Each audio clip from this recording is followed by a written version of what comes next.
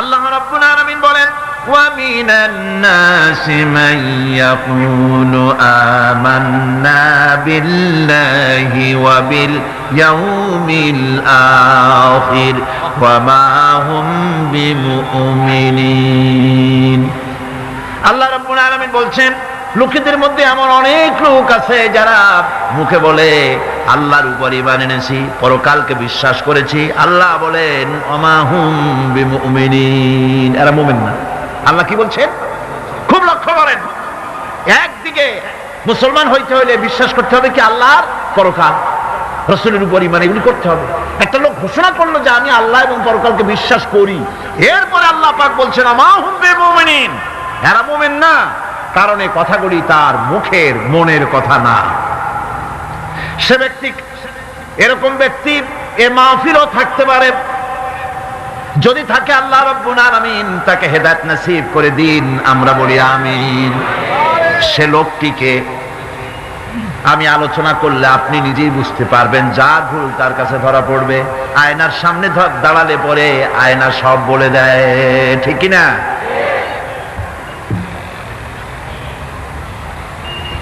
সেই ব্যক্তি, যে ব্যক্তি নাকি কালেমা পড়ে, নামাজ পড়ে, আবার ব্যবসায়ী হলে ওজনে কম দেয়, খাদ্যে ভেজাল দেয়, মানুষের সঙ্গে প্রতারণা করে, টাকা নিয়ে ফেরত দেয় না, ওয়াদা খেলাপ করে, চুরি করে, ডাকাতি করে, জেনা করে, সুদভিত্তিক ব্যাংকের থেকে টাকা তুলে ব্যবসা করে, সুদের ব্যবসা করে, ঘুষ দেয়, জেনা করে, আর একদিকে নামাজ পড়ে, সময় হলে আবার হজ করে আসে। এই ধরনের মানুষগুলি ইহরামের কাপড় পরে, হজের নিয়ত করে, জিদ্দায় পা রেখে যখন বলে লাব্বাইক আল্লাহুম্মা লাব্বাইক লাব্বাইক লা শারীকা লাকা লাব্বাইক ইন্নাল হামদা ওয়ান নি'মাতা লাকা ওয়াল মুলক লা শারীকা লাক লাব্বাইক আল্লাহুম্মা লাব্বাইক, আয় আল্লাহ, প্রভু হাজির, প্রভু আমি হাজির, হে আমার রব, তোমার গোলাম হাজির। বান্দা বলে আয় আল্লাহ, গোলাম হাজির। গায়েব থেকে আওয়াজ আসে, আল্লাহর পক্ষ থেকে বলা হয় লা লাব্বাইকা ওয়ালা সাদাইক। বান্দা বলছে আমি উপস্থিত মাবুদ, আর মাবুদ বলছে আমি তোমার উপস্থিতিকে গ্রহণ করলাম না। তুমি বলছো হাজির, আমি বলছি তুমি অনুপস্থিত, তোমার উপস্থিতি আমি গ্রহণ করলাম না। কারণ তুমি যে টিকিট করে আসছো ওইটা হারাম টাকা, যে রামের কাপড় পরেছো ওইটা হারাম টাকা দিয়ে কেনা, মক্কা মদিনায় যে খরচ করবে, তাবুতে থাকবে, বাস ভাড়া দেবে, যা খাবে, জায়নামাজ কিনবা, তসবিহ কিনবা, মার্কেটিং করার জন্য যে টাকা আনছো, সব হারাম। তোমার গায়ের গোশত হারাম, তোমার গায়ের রক্ত হারাম। হারাম খেয়ে পেটটারে সাইজ মতো বানাইছো, এরকম করে হারামের টাকা দিয়া হজ করতে এসেছো, তোমার উপস্থিতি আমি গ্রহণ করলাম না। নাউজুবিল্লাহ। সুতরাং মুমিনের দাবি করলেই হবে না, ঈমানের দাবি করলেই হবে না, কাজে তা প্রমাণ করতে হবে।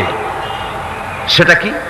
সেটা হচ্ছে ইন্নাল্লাযীনা ক্বালু রাব্বুনাল্লাহু সুম্মা ইসতাকামু তাতানাজ্জালু আলাইহিমুল মালাইকা।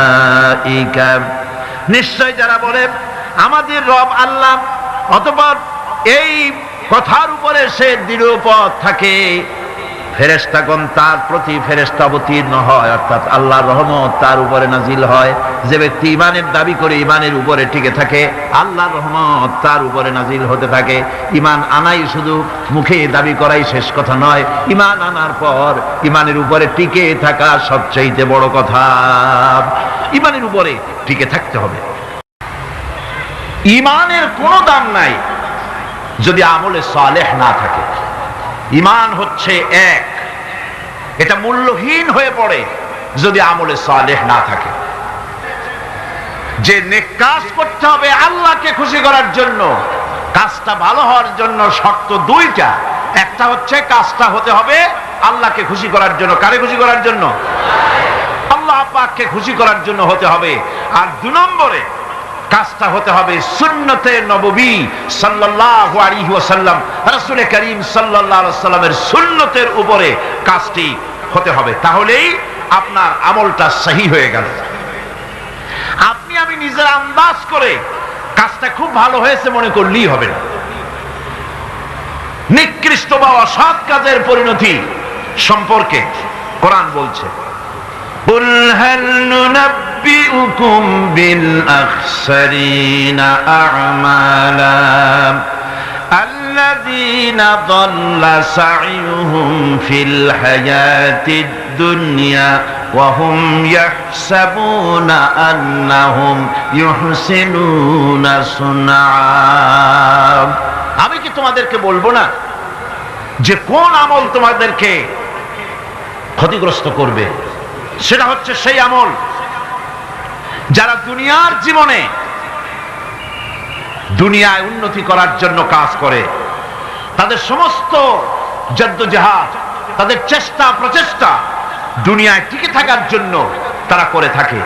যে কাজগুলি আল্লাহ পাকের খুশনুদি হাসিলের জন্য, আল্লাহ পাককে খুশি করার জন্য করা হয় না, সেই কাজগুলি মানুষের সমস্ত প্রচেষ্টাকে, তার চেষ্টাকে, তার সমস্ত আমলগুলিকে বিনষ্ট করে দেবে। এগুলি কিয়ামতের দিন কোনো ফায়দা হবে না।